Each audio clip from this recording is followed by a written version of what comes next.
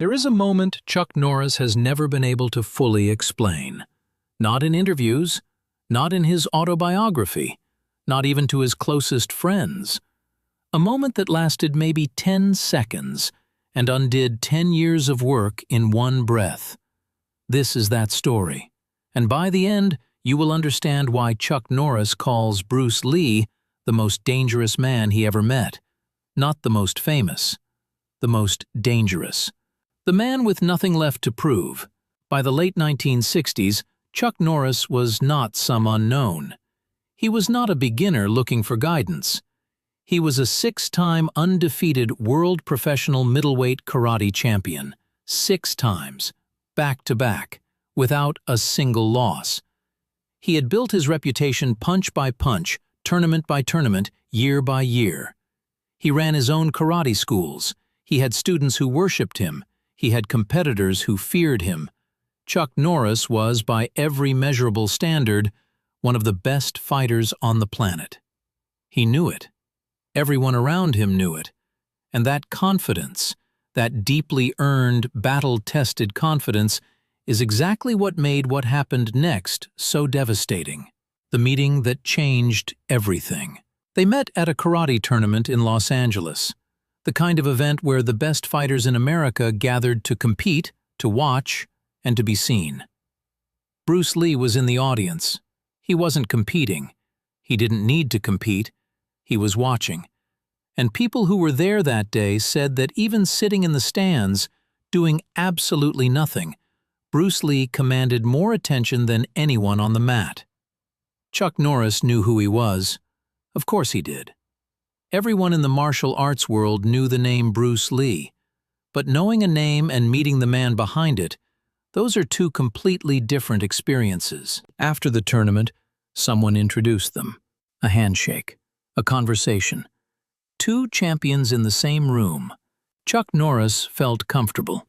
He was on his home turf. These were his people, his world, his tournament. He had just watched his students compete. He was relaxed, confident, at ease. That was his first mistake. The question that started it all. Bruce Lee asked Chuck to show him something. Not in an aggressive way, not as a challenge, casually. The way you ask a friend to show you a card trick. Chuck agreed. Why wouldn't he? He was a champion. This was what he did. He demonstrated a technique, clean, precise. Years of repetition compressed into one flawless movement. The kind of thing that wins tournaments. The kind of thing that students pay to learn. Bruce Lee watched, said nothing immediately. Then he said, calmly, without any edge in his voice, "Do it again. But this time, don't think about it." Chuck did it again. Bruce Lee nodded slowly, then said something that Chuck Norris has described in multiple interviews as the moment the ground shifted beneath him. He said, "You are performing. You are not fighting." 5 words. And Chuck Norris, 6-time world champion, undefeated, feared by every competitor in the country, had no answer. Because deep down, in the place where you cannot lie to yourself, he knew Bruce Lee was right. If you love Bruce Lee stories, subscribe. I post rare stories every day. What performing really means. Here is something most people don't understand about elite martial artists.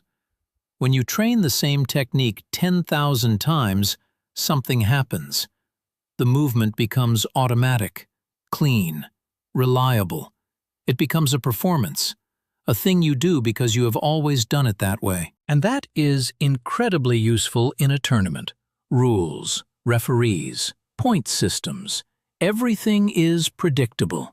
You perform your best technique, the judge raises the flag, you win. But Bruce Lee didn't train for tournaments. Bruce Lee trained for something older than tournaments, something rawer.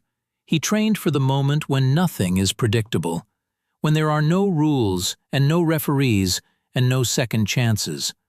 And he could see, instantly, with that terrifying precision of his, that Chuck Norris had trained his body beautifully, but had put a ceiling on his mind. Chuck was not a bad fighter, he was an extraordinary fighter, but he was fighting inside a box he didn't even know existed. Bruce Lee had no box, and that difference, that single invisible difference, was everything. The private sessions nobody knew about. What happened after that first meeting is the part of this story that almost never gets told. Chuck Norris went home that night and didn't sleep. Not because he was angry, not because his ego was bruised, well, maybe a little, but mostly because he couldn't stop thinking about what Bruce Lee had said. He kept replaying his own technique in his mind, watching it from the outside, seeing for the first time what Bruce Lee had seen. The performance, the beautiful, empty performance. He called Bruce Lee the next day, and Bruce Lee, who had every reason to be busy, who was already a rising star with a growing legend, said yes. Come, let's work. What followed was a series of private training sessions that Chuck Norris has described as the most educational and the most humbling experience of his entire career. Sessions where Bruce Lee didn't just show him techniques, he showed him how to think, how to read an opponent before they moved, how to feel the intention behind an attack, not just the attack itself, how to be present, fully, completely present, instead of running through a mental library of memorized responses. Chuck Norris was a student again, a white belt, starting over, and he was grateful for every second of it. The moment the student became dangerous, weeks passed, the sessions continued, and then one afternoon, something shifted. Chuck Norris threw a combination, not a tournament combination, not a rehearsed sequence, but something spontaneous, something that came from instinct, not memory. Bruce Lee stopped. He looked at Chuck for a long moment, then he smiled. Not the polite smile of a teacher being encouraging, the real smile, the one that means something has genuinely surprised you. He said, "There you are."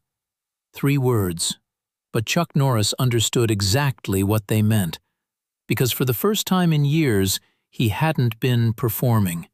He had been fighting, thinking and moving at the same time, with no gap between intention and action. He had stepped outside the box, and Bruce Lee, who saw everything, who missed nothing, had seen it happen in real time. Chuck Norris would later say that moment, that tiny, unremarkable moment in a private training session that nobody filmed and nobody witnessed, was the turning point of his entire career. Not any of his 6 world titles, not his first movie role, not any tournament victory or public achievement. That 3-word sentence from Bruce Lee in a room with no audience. There you are. If you love Bruce Lee stories, subscribe. I post rare stories every day. The fight scene that became legend. You already know what comes next. Even if you have never seen the film, you have heard about it. Way of the Dragon, 1972, the Colosseum in Rome. Bruce Lee cast Chuck Norris as his opponent for the film's climactic fight scene. Not a random casting decision, a deliberate, intentional choice. Because Bruce Lee understood that to create the greatest fight scene ever put on film, you needed a real fighter opposite you. Not an actor pretending. A real fighter who knew how to move, how to commit, how to be present. He needed someone who had learned how to stop performing. He chose Chuck Norris. The scene they filmed together is still studied today in film schools and martial arts academies around the world.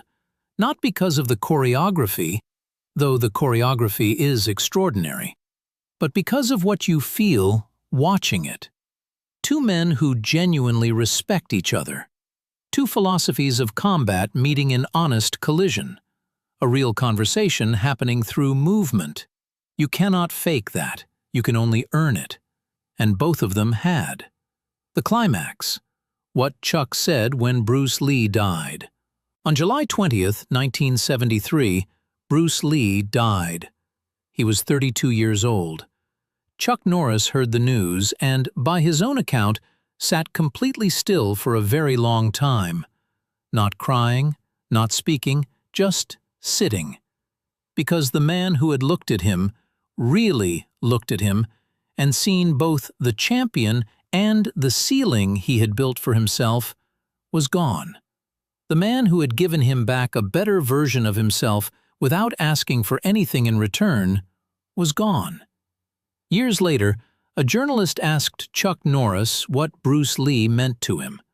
Chuck Norris, Walker, Texas Ranger, movie legend, cultural icon, the man whose very name has become a synonym for toughness, paused for a long time before answering.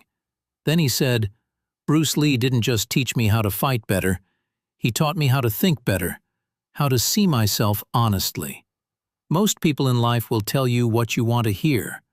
Bruce told me what I needed to hear." That is the rarest gift one person can give another. The journalist waited, expecting more. But Chuck Norris was done, because sometimes the most important things have already been said. The moral hit, the thing nobody teaches you. Here is the truth this story is really about. And it has nothing to do with martial arts. Every single one of us is performing somewhere in our life, in our job, in our relationships, in the way we present ourselves to the world. We learned a set of moves a long time ago. They worked. People applauded. We got rewarded. So we kept doing them, polishing them, perfecting them. And slowly, without noticing, we stopped thinking and started performing. Bruce Lee could see that in Chuck Norris after watching him for 60 seconds. Not because Bruce Lee was superhuman, but because Bruce Lee had done the brutal, uncomfortable work of being honest with himself first. He had emptied his own cup before he ever tried to fill someone else's. The question he asked Chuck, "Are you performing or are you fighting?" is a question worth sitting with.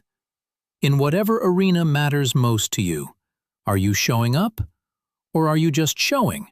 Because there is a difference, and the people who can see it will always recognize it in 10 seconds flat.